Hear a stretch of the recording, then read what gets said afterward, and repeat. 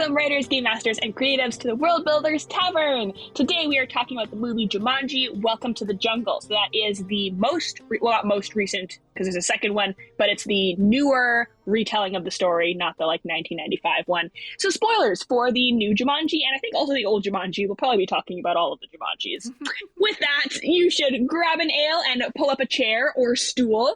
I'm Emma, your friendly barkeep, along with Allison. Hello. And Christiana.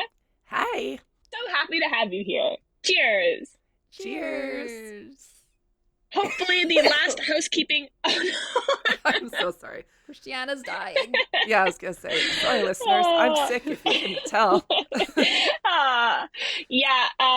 So bear with us for that. Also bear with us for my audio. Hopefully this is the last episode where I have my sort of less than stellar audio. We have a new mic, which is very exciting, so I just have to set it up. So next episode, because I think we're also now recording in order again, so next episode we should be hopefully here with crystal clear audio. So thank you for sticking with us this far.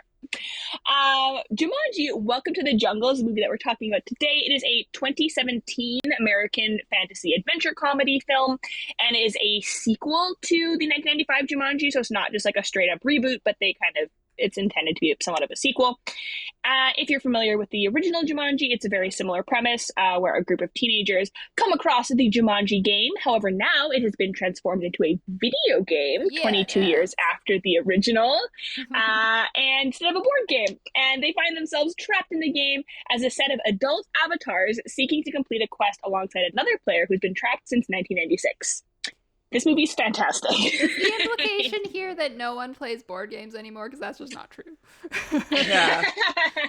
But I also love video games, so I'm not complaining.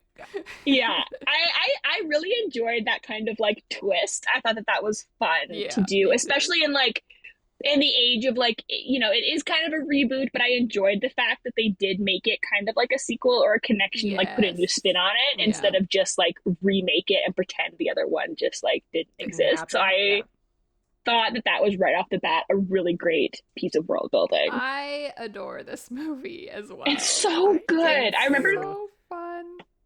I first saw it in theaters, and I remember when I saw it, I wasn't expecting that much. It's a bit blasphemous, but I didn't enjoy the first Jumanji that much. I'm not a huge old movie fan. Wow. I watched Jumanji as a kid, so I have fond memories of it. No, I did. I watched the original Jumanji as an adult, I think, and I wasn't hugely into it. So with the remake, I was like, oh, I don't think I'll be hugely into it. And then I loved it, and I think the second one is just as good or better than the first one. Which we're not really talking about the second one, but they're so good. They're Yeah, both so fun. I think it's a perfect example of not everything has to be a serious, hard-hitting, really intense story with really in-depth characters and Oscar bait kind of dialogue. Sometimes it's just you just want to have something that's a fun romp in the jungle, and that's precisely what this gave us. And that's what I was expecting, and I got it, and I was thoroughly satisfied. And it's very funny. There's a few lines there where I was like, that is precisely what I would say or do, and I enjoy that. So. Yeah, the so actors they chose. I think that's what makes it.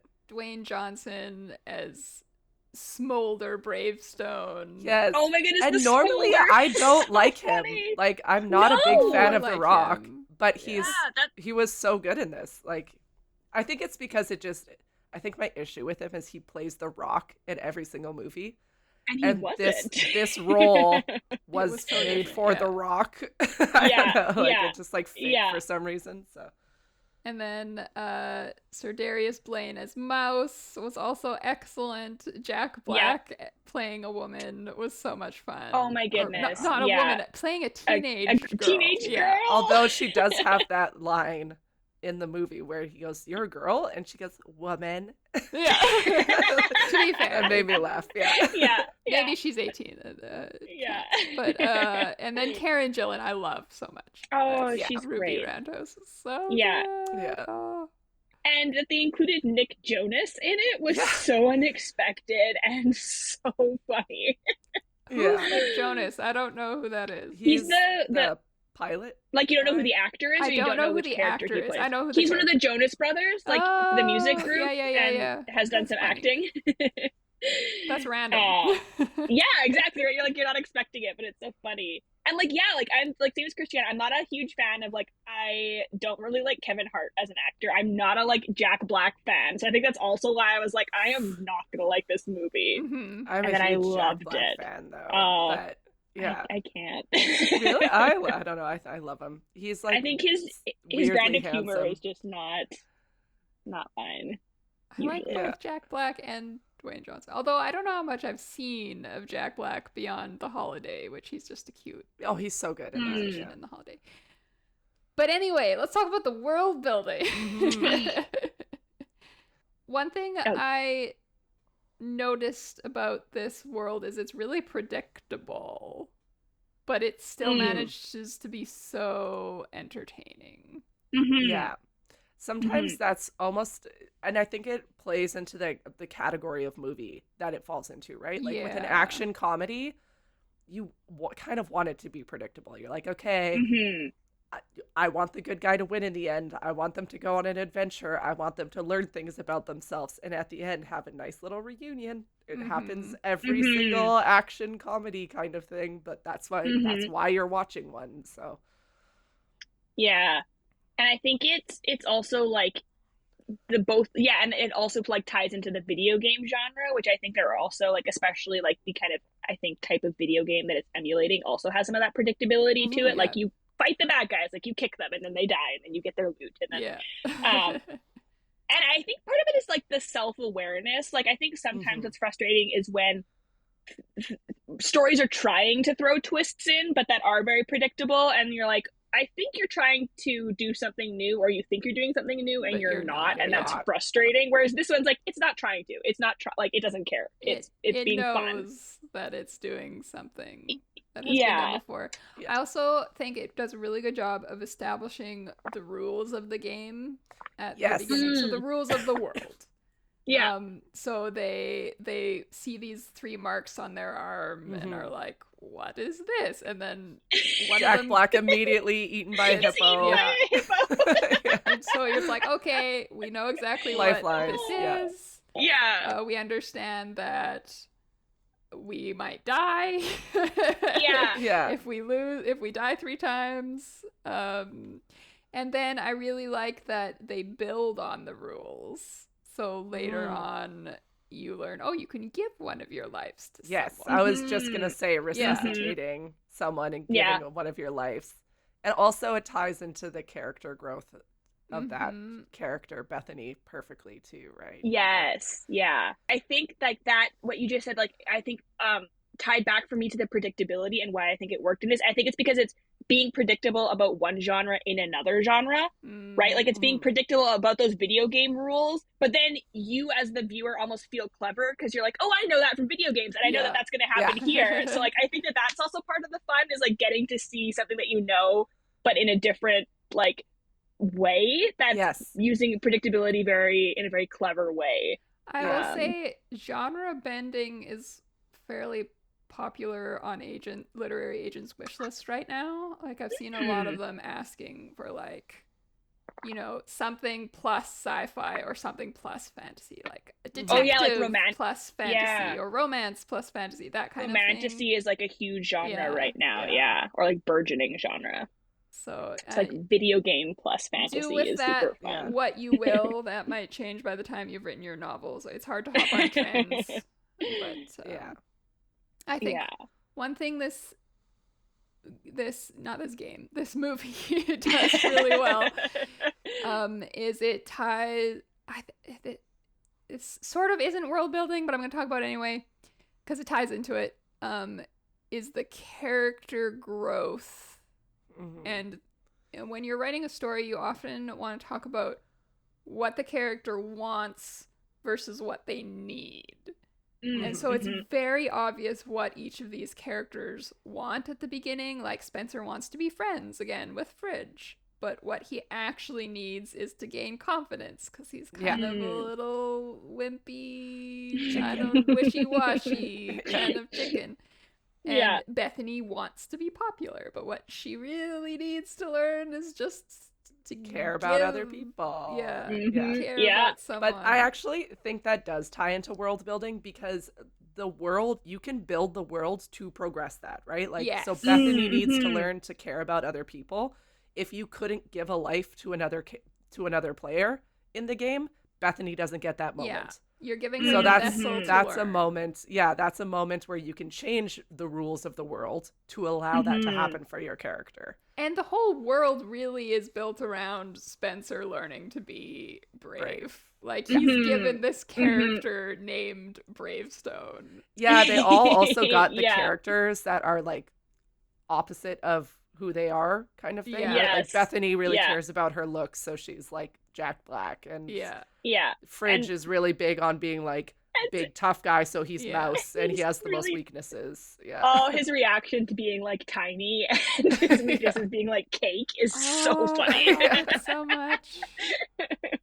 I love it when they like list all his weaknesses. It's Yeah. so funny. And the Yeah. trying to teach Ruby or trying to teach Martha to flirt. Yeah. Oh my Yeah. goodness. Just Or when she realizes that she can, what is it? Is it martial arts dancing? Or I She forget can what the dance exact fights. term is. It? Yeah. Yes, yeah. And then she's like, I can do this. And it's so Yeah. funny. Yeah. yeah, the world really is built around helping them learn the thing that they need to learn. Yeah. Yeah. Which, and that's kind of, there's another layer of the world building, which is that like, that's what the world, like Jumanji itself is trying to do that for people. So it's like a meta thing of like the story is doing it, but you have this device within your story that's like doing its own stories, layers upon layers of like stuff that's happening, which is really fun. I think that's what sets this apart from what it, like, if it didn't have that sort of character growth, it would be really one-dimensional and boring, Mhm. just kind of a stupid movie. And it is still kind of a stupid movie, but it's like the stupid in good stupid. way. the good Yeah. stupid. Yeah. Yeah. It also, I feel like it felt a lot less, Jumanji, the game, felt a lot less malevolent in this. Like in the Yes. original one, I feel like it was like, It's like turning people into half monkeys and Yeah. destroying Yeah. towns and like, yeah. It was way more terrifying in the original. yeah. remember Whereas being this one, you're almost slightly like, this could frightened be as a kid. fun. I kind of want to go to Jumanji, the video Yeah. game. I don't want to go to Jumanji, the board game. I mean, No. the original movie, was it an original or was it also a remake? The 1995 movie. Oh, I thought that was the original. I don't. Maybe Maybe it it could is. have I been a don't know. remake. I don't know enough about it. But the one with Robin Williams, Yeah. the world of Jumanji is encroaching on the real world. So I feel Yes. like that Yeah. is almost scarier. Like the whole point is like we have to get this game back into the game because it's Yeah. gonna destroy the world otherwise, kind of. Oh, it's based on it. So it's based on a children's picture book from Ah. 1981. So it like kind of not a remake, but yeah, it was an Interesting. adaptation. Yeah. Which is fun. Oh, I didn't know that. Sorry, I am now on Jumanji Wikipedia. So apparently, the film spawned an animated television series, which was followed by a spin-off film, Zathura: A Space Adventure. I didn't know that Zathura was a Jumanji spin-off. I don't even Really? know what that is. Interesting. It's like a space, early 2000s space Yeah. sci-fi Yeah. thing. Interesting. Sorry, Weird. I'm back now. I Yeah. got Weird sucked facts into with the Emma. Weird Yeah. facts with Emma about Jumanji. Come read Wikipedia with me. Where do you guys think? So I think one of the big strengths of this movie was like the comedy and that it was so Mhm. funny. How do you think the world building played into that? I Or what was so really effective about the world building go back with to that. I think so there are a few different approaches to world building. I feel like a lot of people who are really into world building tend to build the world because they want to build the world, and then they write a story so they have something to do with this world that they just built, kind of thing. Whereas I feel like this is the opposite. Like it feels like they wrote the characters and what they needed to do and how they needed to grow, and then built and shaped the world around that growth. So I think that's what makes it strong, because it's not like it's very typical too. Like it's titled Welcome to the Jungle. Like some pretty clear signs that the characters are going to encounter large predators and big animals and bugs and rivers, and you know what I mean? Like there's some like obvious things there. that Mhm. people would expect. But I feel like they took it in some not obvious directions with the world building in a few places, just to again fit on the character, like fit into the character growth, and like the fact that there's like a bazaar in Jumanji. How many people live in Jumanji? Like I know there are NPCs, but like that's interesting. So I comedy is so hard to do well, it Mm, is. particularly in novels. And I feel like yeah. I don't know if slapstick is the correct word for this, but just I think slapstick is pretty I mean, pretty Mhm. the close. way, Yeah. so you can die in this world, but you're not dead. So that just provides you with Great just comedy some, yeah, like opportunities. just like Jack Black being eaten by an alligator at the beginning is just like, it's super funny. Like, this is the way they did Yeah, it. And yeah. like, and Yeah. he's not dead, so it's not sad. So Yeah. Yeah. it's So you could just laugh. Yeah. amusing. Yeah. And then And I they think just really built in comedy with the characters, what's the like their weaknesses. So like mhm. particularly with Martha being so shy and then having to confront that and having to learn how to flirt or Yeah. fight, Yeah. it's just provides some really good opportunities for laughter. Hmm. Yeah. I think that they did a really good job with like two things that are really helpful for comedy, which is like the unexpected. So Yeah. like that like sudden like, oh, he's eaten Mm-hmm. by a hippo. Oh, well, it's like the unexpected, and then also like the opposite. So I think a really good way to do comedy is using opposites. So like this big guy is suddenly a small guy. This like Mm. really popular like teenage girl is now like a middle-aged man. Like the just like Yeah. sometimes just thinking of like what is the opposite of my character or what is the opposite of what they would want can be used Funny. in really Yeah. funny ways. Yeah, Yeah. putting the character in a situation that they don't want or giving them what they Yeah. don't want. That's really, Yeah. I mean, that can be really terrible. You can go dark with that, but Yeah. you can Hmm. also go funny. Yeah, Yes. that's interesting to think about like what's the difference between something dark and something funny. Sometimes the Or lines sometimes are it's both. blurry. Sometimes it's both. Yeah. Yeah. I also really liked that they at least made okay, so when Bethany ended up being a guy, ended up being Jack Black, my first thought as a non-binary person was I would rip off my pants so fast and be like, what's going on down there? Like I would probably also be thrilled, like the line that Bethany has where she's like, oh my God, there's literally a penis attached to my body right now. Martha, come look at my penis. And I was like, I was dying because I was like, that is exactly what I would do. That would be the Doesn't first thing I do. I would feel a beard on my face and then just rip down my pants and be like, is it doesn't happening? does she also learn how to pee? Yes, Don't they have to she like makes teach her yeah. how to pee? And she's like, this is so convenient. I'm like, yeah, that's Yes. wonderful. But on the Oh. flip side, like that could be like that could have been a dark scene, like right, like gender Mm. dysphoria and like that Yeah. feeling of like, Yeah. oh my God, I'm suddenly in the wrong body, this is wrong, I don't feel right. Mm-hmm. Like it could have been a Yeah. dark thing. It's often about how the character responds to it, right? So for Mm. her being kind of like knowing she's going to go back to her body and being secure in her identity and just having a Yeah. like kind of laughing at me like, oh my God, look, everyone look, Yeah. kind of thing. Or the structure of the world and story you've built. Like if you've already established this is a comedy, then Yes, then you're already keep giving it yourself keep it the rolling. bones. Yeah. Yeah. Hmm. Yeah, I guess that is a big thing of like determining tone is a lot of like how your characters react to what is happening to them. Mm-hmm. Because people Yeah. will tend to follow the lead, right? Yeah. Like if you're Yeah, like if they watching had all this, started like freaking out when he died by a hippo, then they're like, "Oh, this is everyone, dark." yeah. But You're it's also also Yeah. even gonna silly things like think of sitcoms having laugh tracks. Have you ever watched? yeah. Mm. There's so many And you're videos like of like Friends where they take away the laugh track, and and you're like, "This without isn't the funny." cue, you're like, this is really creepy, actually. Yeah. Like, so sometimes, and that could also be in the worlds too, right? Like them getting the elephant stone and like the piece of the map from under the cobra.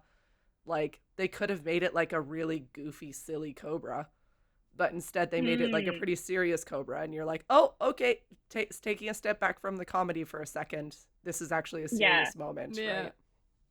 You're also going to approach things differently depending on your target age when you're writing Mhm. novels. So, whether you're Mhm. writing middle grade or young adult or adult. There's Mhm. also new adult, but that's not totally an accepted It's category yet by like bookstores. yeah. So but it'll be different. So, and you can still write. I find when people are writing for kids, they often think they can't talk about certain topics, and there's almost nothing you can't. Yeah, kids are way approach. smarter than we give them It's credit for. Yeah. just the amount. Like, you're not gonna write a gory Game of Thrones scene. Yes, but Yeah. obviously. But some people can die. But Yeah, people can absolutely. die. Yeah. Yeah. Yeah. So So like if we were writing the hippo scene, like for a middle grade novel, you'd probably be like, and then they were swallowed by a hippo. Whereas like Yeah. for a young adult scene, you might be like, and then they screamed as he was being swallowed by a hippo, Yeah. and Screamed then the and scream thrashed. stopped. And, yeah. And then for an adult, you'd be like, viscera sprayed across the, you know, like you just like up the like intensity of certain things, and or that like could still be really funny. Like talking about the viscera, it could Yeah. still be humor, Yeah, depending yeah. on how you're the tone. Yeah. And then, of course, when you're doing something like a movie, you have other tools to help you establish tone, like music, right? Like if you do really Mhm. creepy music or really sad music, it's going to be different than if you have this like lighthearted music. So that's also a fun thing that like you can't really do in a novel, which is, Yeah. you know, different genres have different strengths. That really reminds me. There's this meme going around with two texts in different fonts, and the words are "I will always find you," and one of them's in like this horror slashy bloody font, Yeah. and then one of them is in this Loopy like handwriting. happy with like a heart for the eye, and you're like, yeah, that's kind of what we're talking about. There are definitely ways that it's harder for publishing and it's like generally more niche, but I've definitely read some novels that do purposely play around with text and with the layout of the page and these things to kind of invoke a certain feeling. Like I'm totally blanking on the name of it right now, but I remember reading it in high school, and it was from a local author, and the author then came to talk to our high school, and it was kind of funny because he used no dialogue tags, like not even like quotation marks. It was just line, like moving on with the dialogue. And I was a big dork, and I was like, this is so interesting because it makes the dialogue feel so fast. And it was a really fast-paced story, and I was like, it made me feel kind of uncomfortable, and like that was such an interesting like technique that you use to do that. And he was like, honestly, I was just lazy and didn't want to put dialogue tags. And I was like, oh, okay, well, I thought it was an intentional thing because it worked. That's very funny. Yeah, you can certainly play around with structure and expectations. To some extent, I would say too. Like if you're looking to be traditionally published, like don't go whole hog being like, it's in Comic Sans. I want my book printed in Comic Sans to feel Well, funny. yeah, And no. you'd get pushback on it, kind of thing. But you could indie publish, and then you know, then you have a lot more freedom Yeah, to exactly, do yeah. that kind of stuff, Yeah. which is one of the Yeah. big advantages to like doing indie or even like genre, like new adult stuff. Like there's a lot of I've been watching a lot of discourse right now on TikTok, so book talk on like YA versus adult, and like what are some of the differences between YA and adult, and like also the fact that like adult is very different even in like pacing and like that sort of thing, where it doesn't necessarily have to be like, why isn't there adult books that feel more like YA but like for an older audience now? The pacing and like of YA. yeah, because so, YA is pretty like balls to the wall with its pacing. yeah, like it's so- snappy, stuff so happens easy quick, and in to read. adults Yeah. Yeah.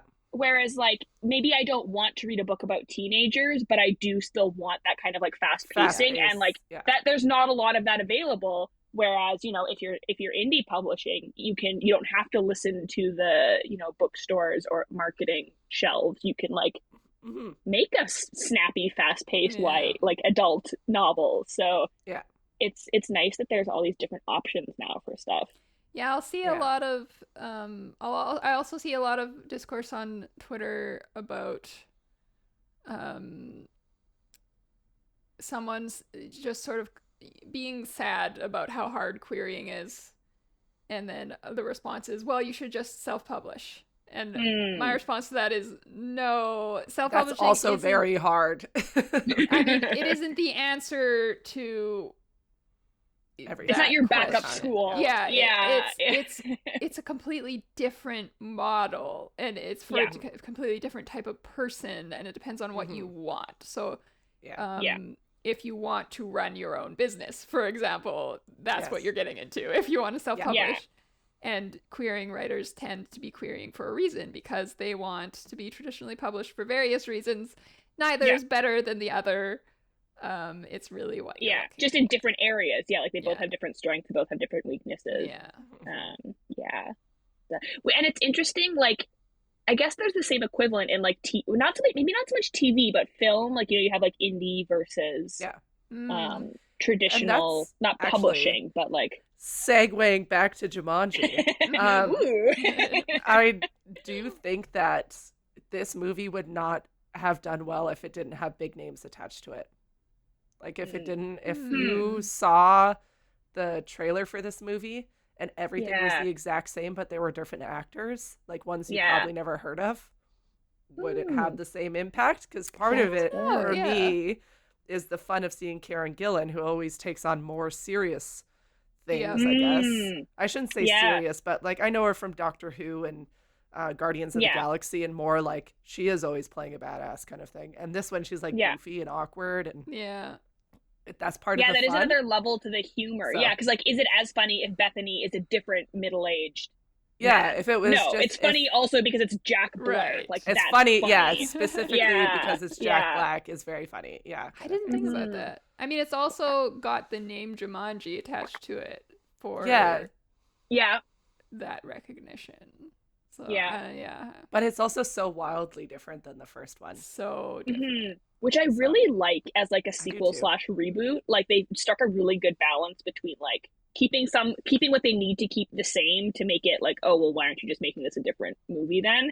But like different enough that it's not like, oh, we didn't need this, it's exactly the same as the original. They could have called this movie something else. And they probably would have been fine. Like the connection to the original Jumanji isn't that big. It's basically sucked into a game. It's a like name. That's the only connection, really. So they're really. But I think just if they called it something else, you would have been like, "This is Jumanji." Why? I don't know. You know, like I don't think it's different enough. We could call it Sword Art Online instead if we're going the anime route. We could call it Choose or Die if we're doing the horror route. Like, there's quite a few like that's fair. That's stuck fair. in the game. Tron, it's Ready Player One kind of. Like, that's fair. That's fair. Yeah, so what do like? Is there any benefit to calling it Jumanji? Do you think, other than like the marketing name? Yeah, like, I was gonna say the world that the recognition. Yeah, I think that's all it is. I'm trying to think if there's anything about it that like makes it more Jumanji-ish. I'm not sure. I think for some reason I feel like there's something like I feel like it makes it a little different. Yeah. Because like the first Jumanji is very jungle-esque. It's jungle. Yeah. And I wonder also if that even just like with all this talk of like doing the unexpected, like I wonder if that also played into the comedy. Like I wonder if it would have been as funny in some ways if it wasn't Jumanji, like if it was a different game. But I think maybe having the juxtaposition of like the original being like darker and being like that, it like heightens the fact that this is not, and this is now a comedy and a different thing. But I don't know. Maybe that's like too subconscious as to like actually have an effect. I was gonna say. But I wonder. The psychology of humor is complicated. That is going to segue us into Proprietor's Pick. Yay! And my pick today is a book that I have not read, but I read some reviews, and apparently this is the strangest, weirdest book. So I thought that might intrigue us. It's called Rainbow in the Dark by Sean McGinty, in which high school senior Rainbow is trapped with 3 other teens in a game-like world that may or may not be real. Together they must complete quests and gain experience in order to access their own forgotten memories, decode what has happened to them, and find a portal home. As Rainbow's memories slowly return, the story of a lonely teen facing senior year as the new kid in a small town emerges. So I thought that sounded fun and, you know, trapped in a video game genre. And then I was just going through some of the reviews and they're like, this is the strangest book I've ever read. And I'm like, oh, that's neat. I'm sure you want to read it. Sign me up. Oh, interesting. So Allie, you do such a good job of finding stuff that's similar to what we're talking about. I have fun doing it. I love that. If you read it, let us know how weird it is. On a scale of 1 to 10, how weird? Hey, world builders, it's Christiana here. Did you know that leaving your favorite podcast a review can make a huge difference in their reach? Wink, wink, nudge, nudge. If you enjoy listening to the World Builders Tavern, head over to Apple Podcasts or whatever app you're listening to us on and leave the show a review. We promise it's not for evil. And with that, we're going to be at last call. So we're now going to give you some advice or questions based on Jumanji and what we've been talking about to further enrich your world building. So, Allie, what do you think people can learn from this movie and apply to their world building? I think you should consider what your character wants versus what they need and how to build the world around those questions and answers. Mm-hmm. You stole my like answer, Allie. I was going to say, don't ask how your story fits into the world. Ask how your world fits into the story. But yeah. Also, I think another thing we could take away from this is to not take things super seriously 24/7. Yeah. Like sometimes a good story comes from someone Jack Black getting eaten by a hippo. You know what I mean? Like doesn't always have to be super highbrow. You can have fun with things. Yeah. Mm-hmm. Yeah. I would say if you're specifically trying to create comedy, think about subverting expectations. A lot of comedy comes from surprise and the unexpected. So think about how to do that, and then make sure that your characters and your world react in a way that conveys comedy. But maybe it's a fun exercise. Like if you have a horror scene or a scary scene in something, try like reworking it as a comedy, or vice versa. Try taking like a comedic scene and turn it into something terrifying. Just to get a hang of like how to play with tone and how to make that like different. If anyone wants a fantastic example of the grossest book I've ever read that was very funny, Crooked Little Vein by Warren Ellis. Absolutely disgusting. I think you mentioned that one before. Yeah, I have, because it's so weird. Even for me, I'm saying it's weird. So, so it's going to be like weird. That is gross. It's really gross, but still funny. So. Oh, interesting. Speaking of the unexpected, I can't remember which author it was, but I saw someone talking about they wrote the story thing they were trying to figure out down, and then they wrote what's the expected thing to happen, and then like what's an unexpected thing to happen, and then but they didn't go with the first one. They kept listing unexpected things, and so they had this giant list, and then like further down the list picked one of those, because you'll find your brain goes to the most expected things first, and then as you keep thinking and listing, eventually you'll get to something more unexpected. So you could try that as an exercise in humor. Interesting. Yeah. That's a fun one. Season 2 is all about giving you homework. Apparently. We're getting mean in well, season now that 2. you've gotten your homework, that is closing time here at the tavern. Thank you so much for joining us. We very much hope to serve you again.